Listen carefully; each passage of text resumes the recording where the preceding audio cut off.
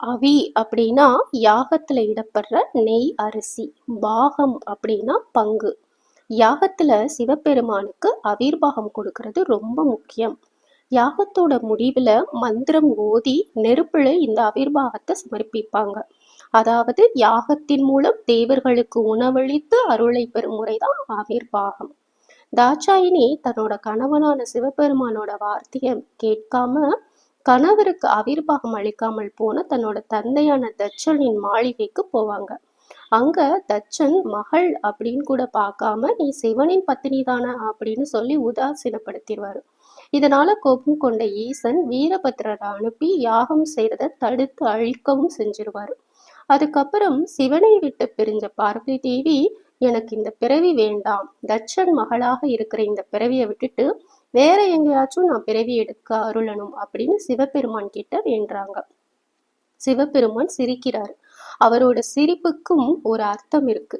ஹிமவான் என்ற பர்வதராஜன் பார்வதி தான் தனக்கு மகளாக பிறக்கணும் அப்படின்னு கடுமையா தவம் செஞ்சுட்டு வருவான். அதனால நீ அவங்களுக்கு அன்பு மகளாக பிறப்பாயாக அப்படின்னு சிவபெருமான் சொல்லுவாரு. ஒரு நாள் பர்வதராஜன் வழக்கம் போல மானசரசில் நீராட வரான். அப்போ அங்க ஒரு அதிசயம் நடக்குது. அந்த குளத்துல இருந்த நீலோத்பவ மலர் மேல ஒரு குழந்தை இருக்கு. பக்கத்துல போய் பார்த்தா பர்வதராஜன் பிரமிச்சு போயிடுவாரு.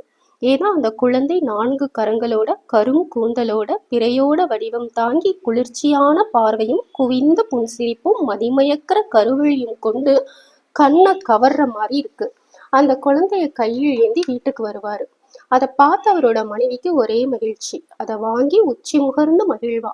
அப்போ வானோர்கள் தோன்றுறாங்க. பூமாரி பொழியுது. இந்திரன் தன்னோட மனைவியோட தோன்றுவாரு. அக்னி, வாயு, வருணன், நிருதி, ஈசன், நான்முகன், நாராயணன், நாரதர், 8 திக்கு பாலகர் எல்லாரும் அங்க வந்து குவிவாங்க. அப்பவும் ஒரு அதிசயம் நடக்கும். குழந்தை பேச ஆரம்பிக்குது. தாய் தந்தையே, உங்க எண்ணப்படியும் ஈசனின் கருணை மிக ஆணைப்படியும் நான் உங்களுக்கு மகளா பிறந்திருக்கேன். பரமசிவனின் பாதியான நான் தட்சனோட செய்கையினால மகேஸ்வரனை பிரிஞ்சிட்டேன். நான் யாருன்னு நீங்க தெரிஞ்சுக்கணும் அப்படின்னு அதுக்காக தான் இதை சொல்றேன் அப்படின்னு சொல்லுவாங்க. அந்த குழந்தைக்கு உமா அப்படின்னு பெயரிட்டு வளர்ப்பாங்க.